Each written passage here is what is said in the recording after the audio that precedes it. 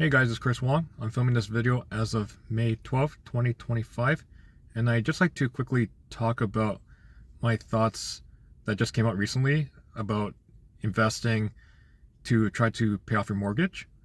So as an income investor, I always want to make sure that I have a good amount of dividends every single month in order to pay off a mortgage or pay off rent or pay off any other major expenses that you have every month. So as a disclaimer, I'm not a financial advisor. I'm just guys interested in building a portfolio. So I was having a conversation with someone yesterday about yieldmax funds or living off of dividends in order to pay off your mortgage or to pay your rent. And the person was heavily invested into yieldmax.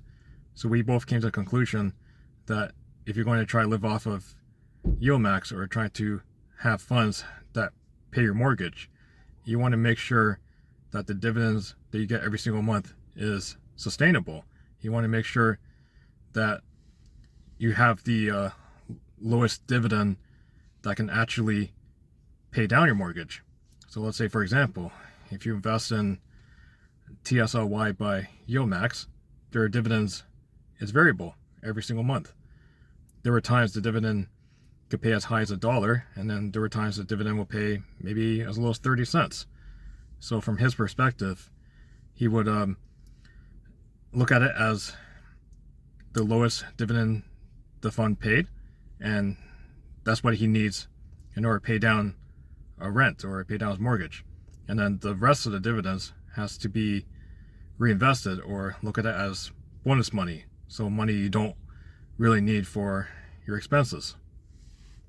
I know there are some YouTubers and other people I had conversations with that hate yieldmax, but I think yieldmax can still have its place for investing for growth or investing for income, as long as you know how to use it properly. So in my previous videos, I talked about how I would compare income investing and job income, and how there's some similarities and how there are some differences. And it was just a thought to me that investing with yieldmax or investing with other high yield funds, like even the Defiance funds like QQQY or IWMY, even the Round Hill ones, QDTE, RDTE, XDTE, with the income that comes in every week, how it's hard to predict what's it going to be. Is it going to be 30 cents a share? Is it going to be 10 cents a share? I look at it as someone who has a job working in sales.